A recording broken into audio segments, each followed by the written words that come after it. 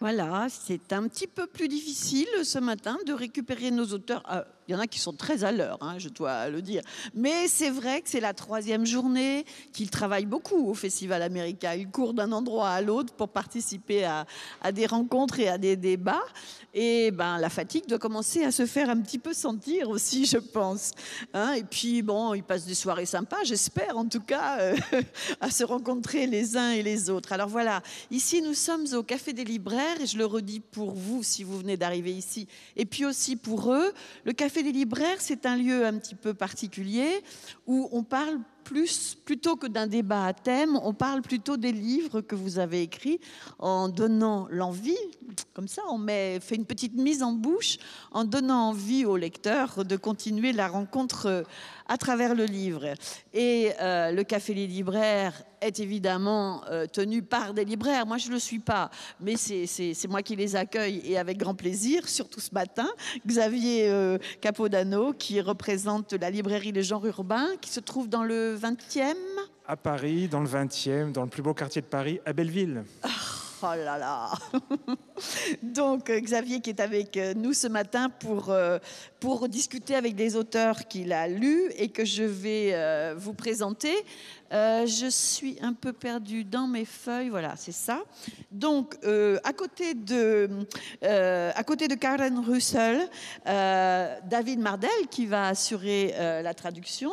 David, qui est un grand habitué des lieux.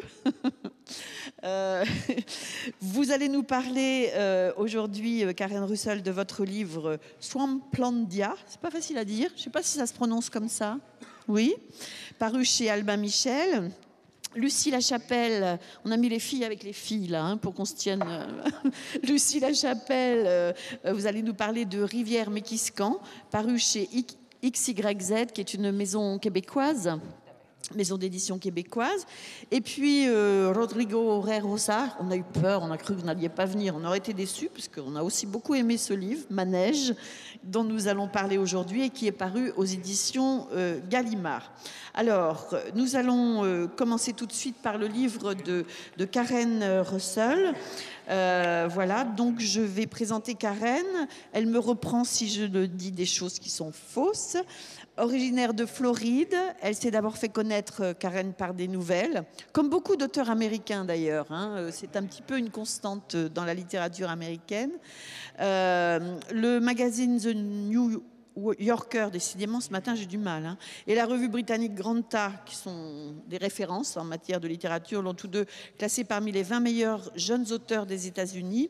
Et ce livre dont nous allons parler a figuré parmi les 5 meilleurs livres de l'année 2011 selon le New York Times. Voilà, et donc ce titre est un peu mystérieux. Le livre a été traduit par Valérie Malfoy, et c'est toi qui vas nous en dire un mot, Xavier. Eh oui, j'ai cette chance.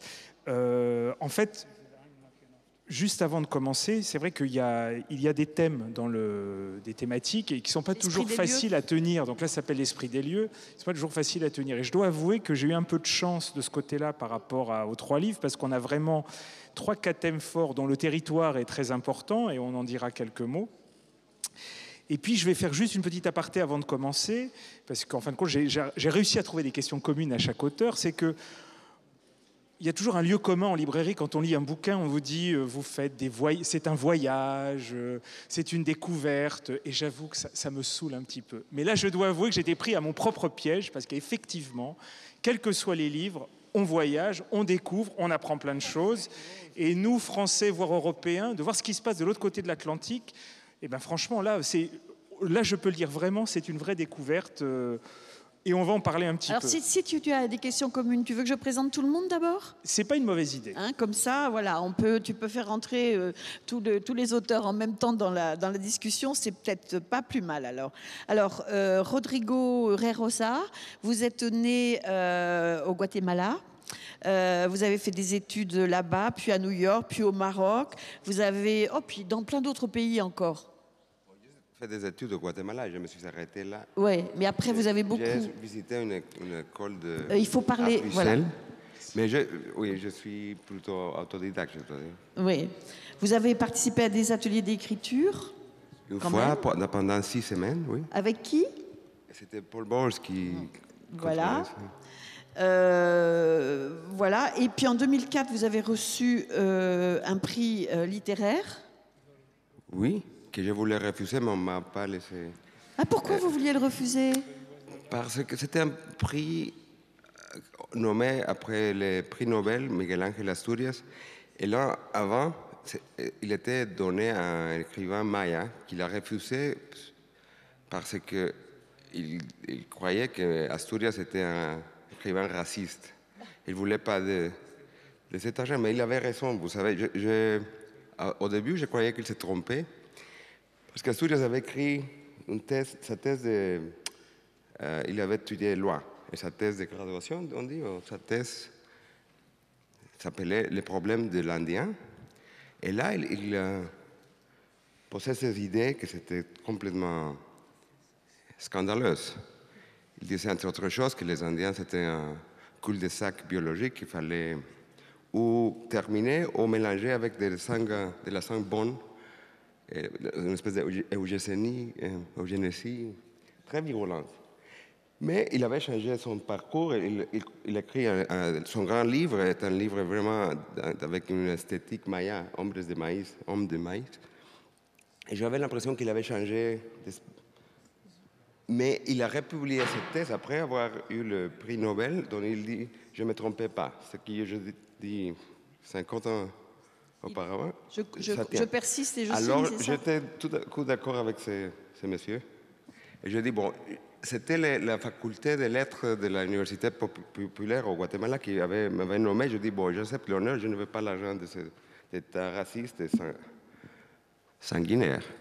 Ils m'ont dit, et j'ai proposé qu'ils fassent un prix pour les écrivains en langue maya qui ne sont pas du tout publiés. Ils m'ont dit, si vous ne prenez pas l'échec, ça va aller. Vous ne pouvez pas faire ça. Si vous acceptez. Alors, je dis que j'ai accepté l'honneur, mais l'argent, je l'ai donné pour qu'on fasse un prix maya. Ouais. Ah, ben dites donc, je ne pensais pas déclencher. Je m'excuse, je sais que ce n'est pas c'est le important, sujet, mais c'est bien. dès que vous bien. demandez. Ouais. Voilà, alors je ne sais pas, j'ai lu quelque part que vous avez écrit ou dit que vous dédiez la majeure partie de votre temps au rêve, à la conversation, à la lecture et à l'écriture dans cet ordre. C'est joli, c'est joli. Voilà, et donc on parlera de... Rêve éveillé, pas... Ouais, bah, bien sûr. Vous ne dormez pas toute la journée, c'est pas ce que vous voulez dire. Et vous allez nous parler de votre livre qui s'intitule Manège et qui a été traduit par Claude Nathalie Thomas et qui est paru dans la collection Gallimard, collection du monde entier. Et puis alors je finis donc ma présentation de tout le monde avec Lucie Lachapelle, qui est scénariste, auteure de nouvelles et de poésie. Réalisatrice de documentaires, hein. Je crois que ça c'est votre grand... Oui, c'est votre principale occupation, je crois. Et c'est votre premier roman dont nous allons parler aujourd'hui, Rivière Méquiscan, donc, oui, qui a reçu le prix littéraire France-Québec en 2011. Et voilà, vous avez vécu en Abitibi, vous avez côtoyé le monde amérindien, vous êtes mère de 2 petits métis cris. De grands maintenant. Oui. Ah bah oui, ça grandit ces choses-là, ça change tout le temps. Voilà, vous êtes aussi diplômée donc en communication, cinéma, etc. Voilà, et on va parler de ce livre, La Rivière Méquiscan, édition XYZ, une maison d'édition québécoise. Voilà, maintenant tout le monde est là. Au boulot. On peut y aller, Xavier. Non, mais je suis vraiment. Donc, je reprends ce que je disais précédemment. On a quelques liens vraiment très très forts dans le livre, dans les 3 livres. Alors, on va commencer par celui de Karen Russell qui s'appelle. Je vais essayer de Swamplandia. C'est terrible pour nous les Français. Ça, ce genre de titre. Et alors, on se retrouve. Alors là, on est en Floride, et c'est pas Miami. Hein. Là, c'est des îles qui s'appellent Everglades. On est au milieu des alligators, dans une famille truculente qui s'appelle la famille Big Tree, qui tient un parc d'attractions dont un des clous du spectacle est la mère de cette tribu qui plonge au milieu des alligators vivants. Donc déjà, on est pris d'effroi.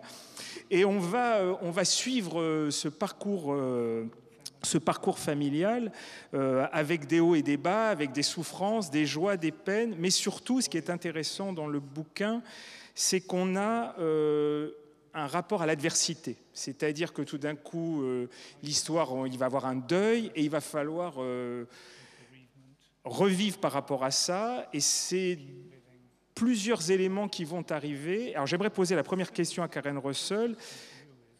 Qu'est-ce qui, pour vous, je dirais, quels sont les ressorts que vous avez utilisés pour montrer non seulement ce bout de territoire de Floride qui, moi, m'était totalement inconnu, premièrement, et deuxièmement, comment peut-on vivre dans ces lieux-là avec l'énergie, le dynamisme, et surtout comment affronte-t-on, je dirais, une forme d'adversité.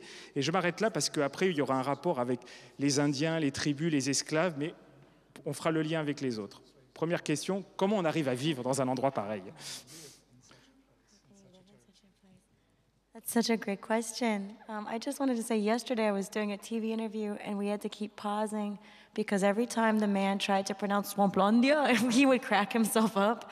So I think it must be a very strange word in French. Oui, je dois dire d'abord que hier, j'ai participé à des plateaux et le monsieur avait également énormément de mal à prononcer Swamplandia. Il faut dire, peut-être je peux le dire, c'est le pays des marécages. Swamp, c'est marécage. Land, on va dire le pays des marécages, nous. Hein, non, mais je m'excuse, il fallait le dire quand même. Mais bien sûr, c'était très important. Oh, yeah. Well, I think that this landscape is very, it is incredibly antagonistic in some ways.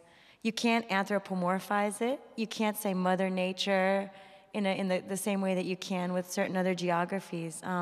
And I was thinking when I was writing this story about bereavement, as you say, it's a little girl who loses her mother, about how the swamp itself, that landscape feels to me like the landscape of grief.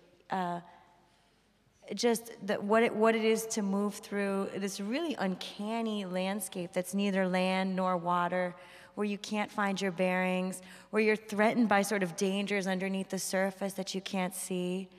And we stop there. Okay. Oui, effectivement, ce paysage est totalement antagoniste. On ne peut pas s'adresser à lui comme on peut faire pour d'autres paysages, comme la mère nature. Pas du tout. On vit comme le deuil de la fille. Elle ne peut pas vivre cela dans ce marécage. C'est exactement la même chose. On traverse le paysage. On ne sait jamais exactement où on en est. Il n'y a pas moyen de s'orienter. Ce n'est ni de la terre ni de l'eau, c'est un peu entre les deux. Et en plus, il y a des dangers insoupçonnés. On se demande toujours qu'est-ce qu'il y a sous l'eau, qu'est-ce qu'il y a derrière ce buisson, etc. L'idée quand même de mettre cette histoire dans cette ferme aux alligators, c'est assez surprenant aussi. Oui, en plus, il faut préciser que cette famille gère un parc d'attractions. Et un parc d'attractions qui sera sur le déclin parce qu'il y a un concurrent important qui arrive aussi. Et c'est aussi, mais ça on le verra peut-être juste après, on bascule d'un monde ancien peut-être à un monde nouveau qui est en train de se jouer et que cette famille va essayer de survivre pratiquement à travers le fils, les sœurs, par rapport à cette question. Mais voilà, je voudrais aborder ce problème-là aussi, cette question du lieu avec Rodrigo. Alors là, on est au Guatemala, on est dans un arrière-pays plutôt côté côte Pacifique, si j'ai bien lu, mais il va me le préciser.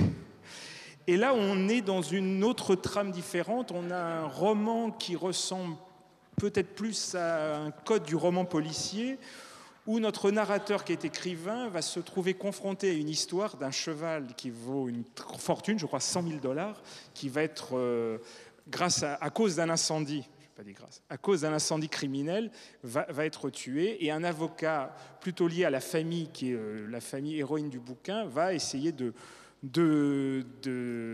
pousser cet écrivain à écrire une histoire sur ce mystère.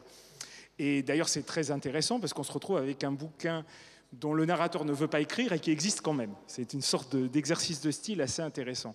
Et alors, ce qui est aussi, je voudrais vous poser aussi la même question. Là, on est sur un territoire, je dirais presque, on a l'impression qu'il n'a pas bougé. Ou des familles, très grandes familles aisées qui ont l'air de tenir d'une certaine main de fer leur petit territoire. Et même question, quelle importance ça a pour vous dans l'écriture de fixer comme ça vos personnages dans un lieu qui vous paraît pour vous assez fort? Oui, avant d'essayer de répondre, je crois, vous avez dit de mettre une histoire dans ces paysages. Mais je vois la chose d'une manière différente. C'est le paysage qui suggère l'histoire. Sans le paysage, il n'y a pas d'histoire. C'est presque une question de méthode. Pour moi, on n'imagine pas une histoire et là, mais ce personnage avec l'autre le met dans un tableau. Donc pour moi, c'est plutôt une question de me être dans le paysage et voir les personnages qui bougent. Et l'histoire est là, elle est presque faite. Et si on se met dans un paysage où il y a des chevals de sang, de pur sang, des hommes, des gardes-corps et des gens de beaucoup d'argent, on voit déjà une histoire violente. Tous ces pistolets et AK. Alors, c'est comme si on regarde ça comme un scénario, déjà l'histoire, il faut seulement qu'elle démarre, mais tous les éléments sont oui, donnés. Si vous êtes écrivain, parce que moi je peux regarder cette scène et je ne vais pas écrire. Mais je crois qu'il y a des paysages qui suggèrent l'histoire et il ne s'agit pas de mettre une histoire là comme fond décoratif. C'est pour ça qu'on dit l'esprit des lieux. C'est le paysage qui permet l'histoire. Et même la lumière qui éclaire les personnages, ça donne une ambiance que c'est ce qui va déclencher l'histoire. Alors, même question pour Lucie. Là, on se retrouve dans un territoire que j'ai eu du mal à saisir sur la carte, mais on est à 12 heures de train de Montréal. Ça, c'est précis. 12 heures de train de Montréal. Donc, nous avons notre héroïne qui va enterrer son père dans ce pays d'origine, qui est mort, on suppose, dans Montréal, ou dans Montréal, et elle va ramener ses cendres. Et ce retour au pays va être l'objet, l'histoire, l'intrigue de nous montrer, je dirais, une population, un lieu, et surtout une vraie découverte de notre héroïne, de son passé, de la façon dont il est lié. Alors, même question, là après j'y reviendrai plus précisément parce que ça a une dimension très forte, je dirais presque sociale, mais même question, pour vous, et peut-être pour prolonger ce que disait Rodrigo, est-ce que vous partez du territoire ou vous partez des personnages? Ben, écoutez, c'est un mélange des deux, là, mais le territoire dans Rivière-Mexicain est vraiment important. Est important parce que, d'abord, il y a la distance avec la grande ville. Donc, comme j'ai dit précédemment dans une autre tribune, la distance, donc Alice, qui vient de la ville, qui est une urbaine, doit voyager 12 heures en train. Après ça, donc elle arrive c'est au Moyen-Âge québécois. Alors, ce n'est pas en territoire spécifiquement amérindien, ni... c'est un peu... Le village de Mexicain n'existe pas, mais il y a des endroits similaires où est-ce que c'est un peu un territoire où il y a des irréductibles qui vivent là. Donc, ça permettait à mes personnages ça me permettait de leur donner la liberté d'exister un peu comme ils sont dans le livre. Ils sont pas... je voulais pas les camper dans une réserve amérindienne ou une ville québécoise parce que là, il y a toutes sortes il y avait trop de contraintes pour moi. Donc, ces gens-là, je les voulais comme... Ils pourraient exister. Ce sont des personnages fictifs, mais ils sont en lien vraiment avec le lieu où ils habitent. Il n'y a presque personne dans ces lieux-là. Et je dirais encore plus que Alice donc, doit faire 12 heures de train. Et après, quand elle rencontre la vieille dame, Lucy, elle doit prendre un canot. Ils prennent un canot, alors ils vont encore plus loin dans un lieu encore plus éloigné. Et je pourrais dire que pour terminer, ils l'amènent sur le territoire des rêves parce qu'ils l'amènent dans une tente de sudation, où là, elle va dans le territoire des rêves. Et après, il grimpe une montagne. Alors, les lieux sont vraiment importants pour moi. Elle se retrouve sur le sommet d'une montagne où est-ce qu'elle voit un territoire complètement rasé par les coupes à blanc.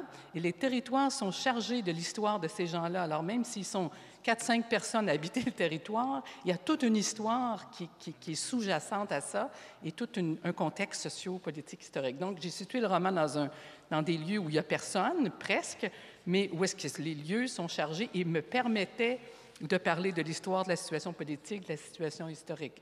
Et il y a même de l'eau de la rivière, elle se baigne, et même l'intérieur de la rivière, pour moi, signifiait quelque chose. Et en plus, je vais rebondir sur ce que disait mon camarade. Les odeurs des lieux font des réminiscences, la lumière, le vent. Donc, pour moi, le lieu est vraiment important. Voilà. Alors, ce qui est vraiment passionnant dans les 3 livres, c'est que chaque bouquin nous propose des personnages assez en couleur, assez forts, assez truculents, et qui sont en fait des vecteurs pour montrer... Alors, il y a énormément de thèmes qui sont abordés, mais moi, j'en ai gardé 2. Le premier, c'est la violence. Alors, on voit bien qu'il y a une forme de violence récurrente dans les 3 livres. Et je vais reposer la question à Karen. Alors là, j'ai appris quelque chose d'absolument passionnant. C'est que dans ce bout de territoire floridien, dans ces marécages, il y avait un peuple qui était une sorte de mélange, alors je parle sous son contrôle, d'Indiens et d'esclaves noirs. Et on voit bien à travers le côté, parce que là, il se passe plein de choses très très drôles dans le livre, mais tout d'un coup, on a un regard très fin sur non seulement ce territoire qui, nous, Européens, nous est totalement inconnu, et des peuples qui le composent. Alors, j'ai posé une question. Est-ce que vous pouvez nous raconter un peu l'histoire de ce peuple, de cette tribu, je ne sais pas comment l'appeler, et pourquoi vous êtes intéressé à cette question? Est-ce que c'est une forme de face cachée de l'Amérique que vous vouliez nous montrer? Sorry, a little bit of a lag. Yes, that was very important to me, I think, to communicate that story, because growing up in Florida, we have abolished so much of our real history. The state of Florida, tourism is our big industry, fantasy is our big industry. So we have kind of a complete fiction about our native people who are in Florida, the Seminoles and the Miccosukee. Should I take a break? Okay. Oui, effectivement, nous avons aboli l'histoire en Floride. Nous n'en parlons pas. L'industrie chez nous maintenant, c'est le tourisme et on n'évoque pas le passé, on n'évoque pas les peuplades qui habitaient notre territoire. And I was very interested. You know, I grew up in Florida and knew so little about the violence that had resulted in our quote-unquote indigenous tribes. The Seminoles and the Miccosukee have only been in Florida for 6 generations. They were displaced Creek Indians who were run down during the Indian Wars. And so this was never their territory. The swamp was never their ancestral home. It was, in fact, a wasteland where the government left them. The only reason that they didn't rout them completely from that landscape was because they believed the swamp, there was nothing profitable about it. They thought it was a living hell. They thought, as you said, it's antagonistic. It's just full of mosquitoes and alligators and monsters, and you stay there then. This can be your homeland now. So it really, and the funny thing is we celebrate, you know, our sports teams are the Seminoles for Florida and things like this. And that part of the story has been effectively erased. So I was glad to have the opportunity in this book to treat some of that.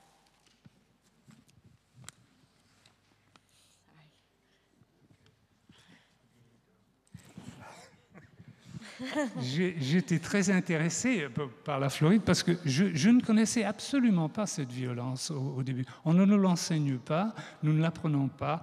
Et en fait, les Indiens qui y sont actuellement ont remplacé les Creeks qui étaient chassés pendant les guerres indiennes.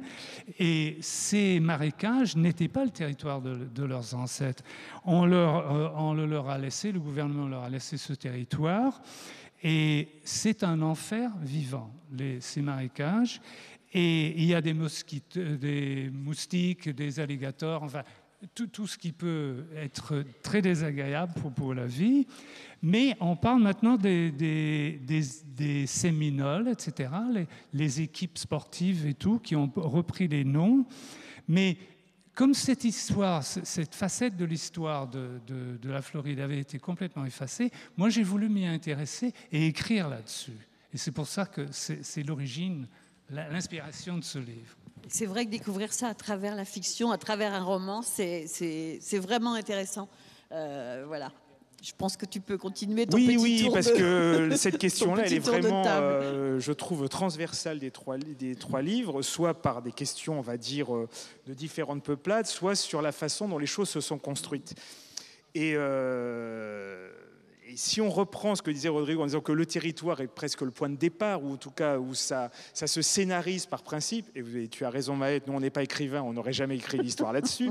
Surtout pas une belle histoire. Voilà. Comme ça. Mais donc là on a cette réalité-là, avec en plus une question sociale très très forte, mais on a l'impression que la violence que vous décrivez dans l'ouvrage, à travers cette enquête et cette narration qui est très tenue, le livre est très dense, on est pris du début à la fin. C'est un bouquin qu'on lit d'une traite. On le prend et on ne le lâche plus. J'ai l'impression que peut-être la violence... Alors, je voudrais vraiment vous poser cette question, si j'interprète mal, c'est presque... Est-ce que ce n'est pas ça qui fait le lien social entre les riches et les pauvres, que c'est vraiment quelque chose d'ancré à ce territoire? Est-ce que je me trompe?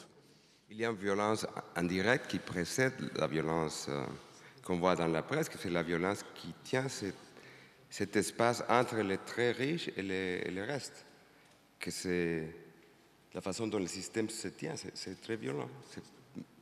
Mais on ne voit pas ça, on voit les résultats, que c'est les bandes de délinquants, les crimes.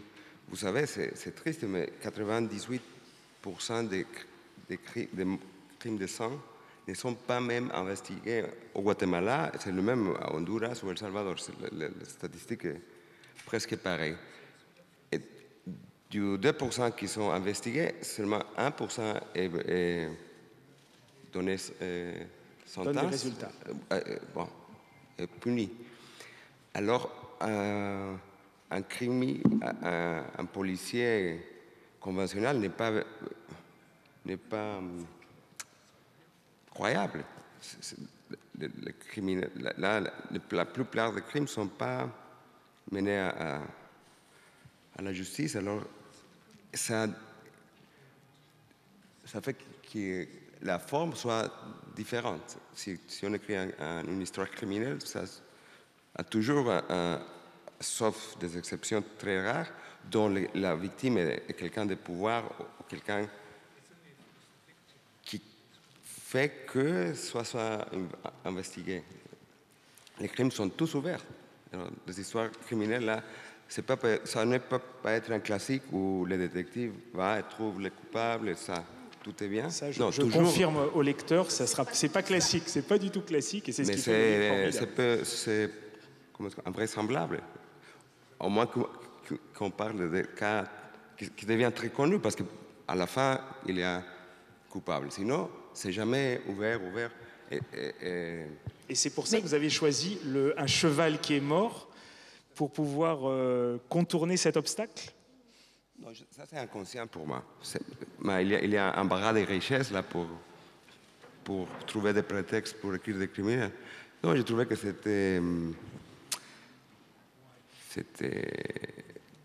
je suis allé à cette fête dont je parle et tous les éléments pour plusieurs histoires criminelles étaient là. J'ai suivi cela parce que c'était spectaculaire. Et je croyais que c'était un début.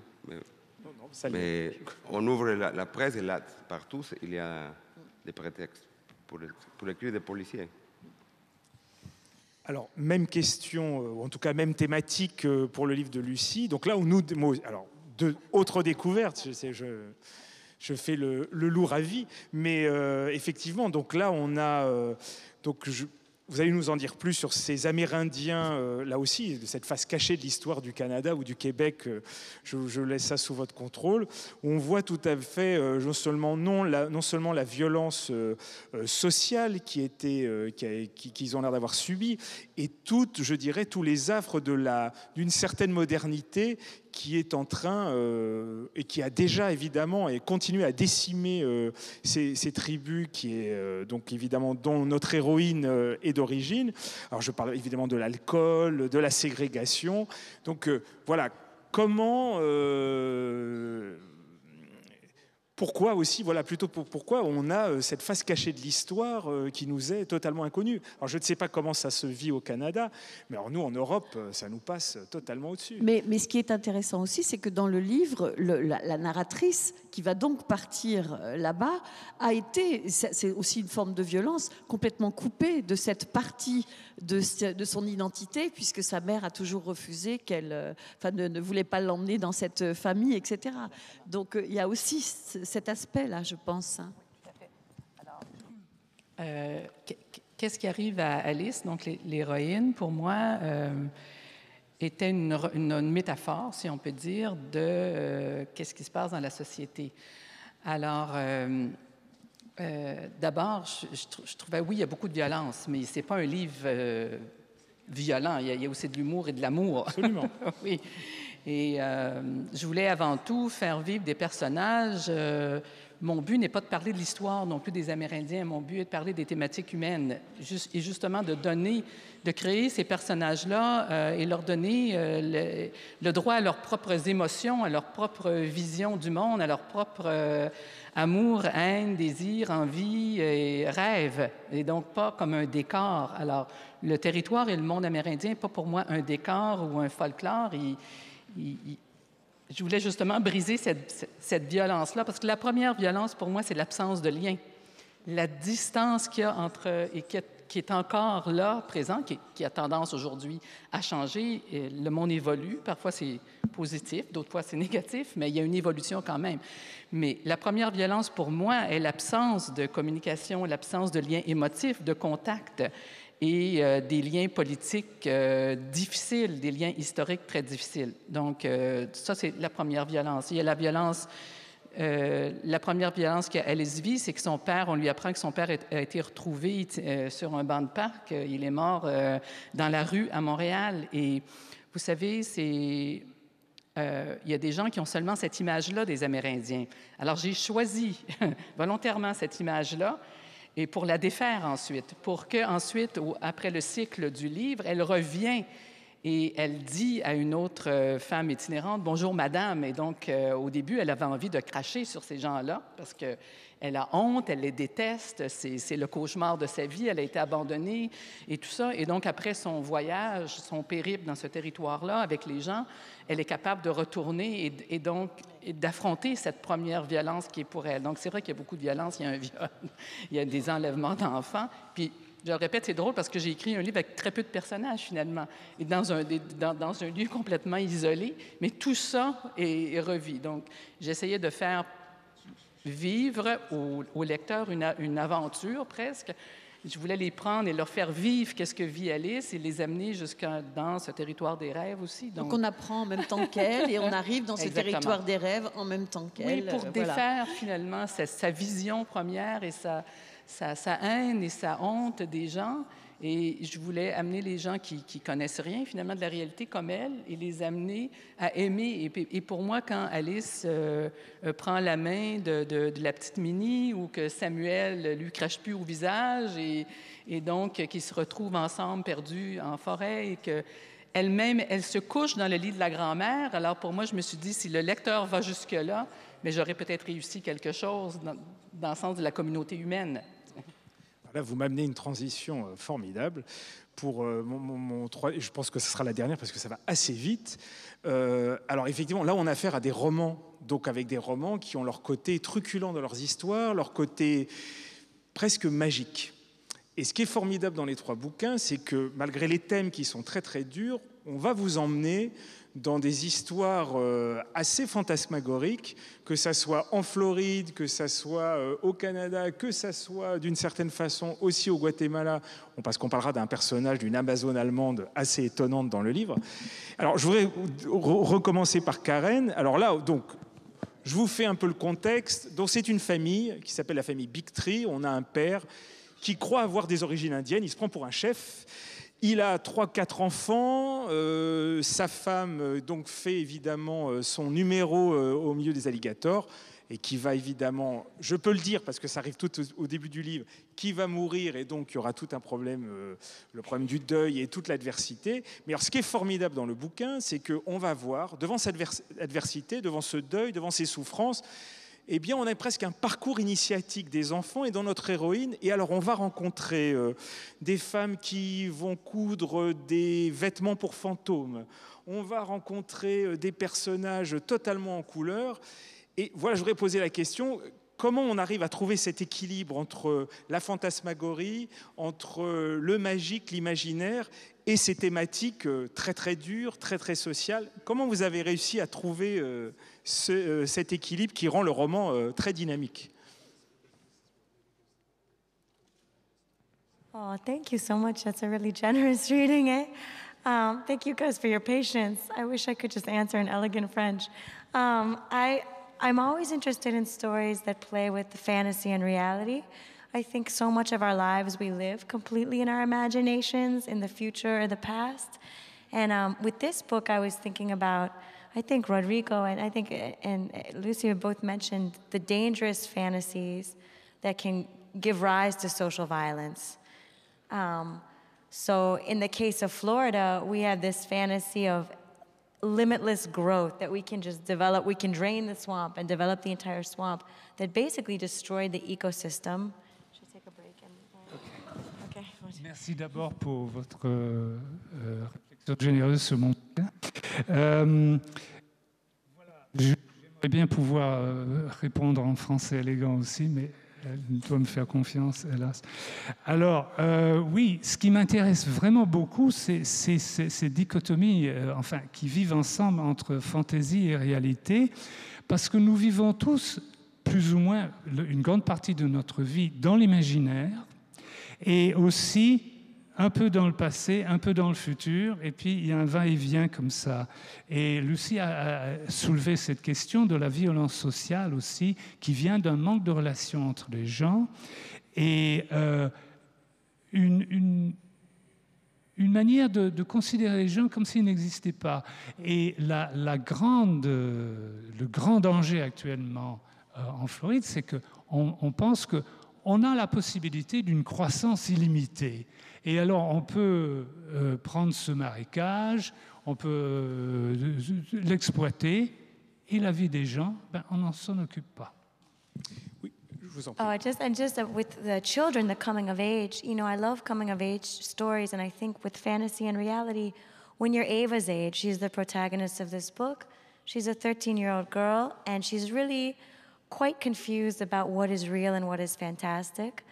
I think children that age, often you're coming alive to these really difficult adult realities like death, their park is in foreclosure, so you're cutting your teeth on some really painful new truths about how the adult world will work, but you're still young enough that you have one foot in the door of myth and fairy tale in the private world of childhood.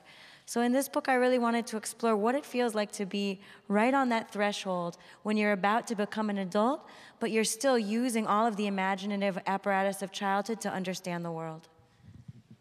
Voilà, ce qui m'intéresse vraiment, c'est quand le passage de l'enfance à l'adolescence, à travers l'adolescence, pour devenir adulte. Mon héroïne a 13 ans. Et elle se demande qu'est-ce qui est réel, qu'est-ce qui est fantaisie, qu'est-ce qui est fantasmagorique. Et ce qui m'intéresse vraiment pour les enfants qui ont ce moment de passage, avant d'entrer dans la vie, c'est assez pénible pour eux, mais ils ont un pied dans le monde adulte, un pied encore dans l'enfance, et ils sont sur ce seuil. Et ils ont une moitié de leur vie qui est encore constituée d'histoires de fées et tout, et ils voient cette réalité des adultes, mais ils utilisent encore la mentalité enfantine pour affronter la vie adulte dans laquelle ils vont entrer. Alors juste pour finir sur ce livre Swamplandia, paru donc chez Albin Michel, écrit par Karen Russell et traduit par, je reviens, Valérie Malfoy. Valérie Malfoy ou Malfoy, je ne sais pas.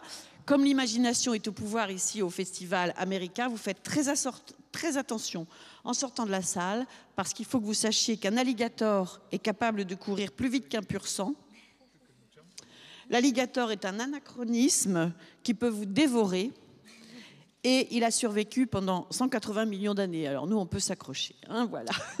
Oui, juste pour préciser, en plus dans les 3 livres, on a quand même un peu des animaux, l'alligator, on a même les ours qui mangent dans les décharges dans le Mékistan. Mais j'ai juste une toute petite dernière question, parce qu'on voit dans votre livre, et ça, je pense qu'on le voit dans les autres aussi, ce basculement, on va dire, d'un monde ancien ou un monde nouveau. C'est-à-dire qu'on change d'époque. Et j'ai l'impression qu'une forme de modernité vous perturbe. Parce que le parc d'attractions de cette famille reste, on va dire, à une certaine échelle humaine. On a une sociabilité, on a une vraie vie de famille où, je dirais, la vie, le territoire, le travail, tout est lié. Et là, tout d'un coup, on est en train de passer dans autre chose. Est-ce que ça aussi, c'est un thème qui vous a... qui vous intéresse, qui est cher à votre cœur? Yeah. Oh, very quickly. I'm sorry. So I think all stories are coming-of-age stories in the sense that you have to assimilate a new reality and figure out how to tell your own story. So these kids, the myth has fallen apart. Their mother is dead. You know, like you say, there's so much antagonism and violence. And I think the real, where the child is most heroic, where she becomes an adult, is she becomes a conscious storyteller of her own life. She figures out a way, okay, I have to deal with the fact that my mom is really gone. How am I going to tell a new story now to get out of this swamp? How am I going to tell this story to escape this landscape? And it's storytelling that allows her to do that, I think. Oui, moi j'aime bien toutes ces histoires, c'est comment on affronte une nouvelle réalité. Et le mythe a disparu et la mère est morte.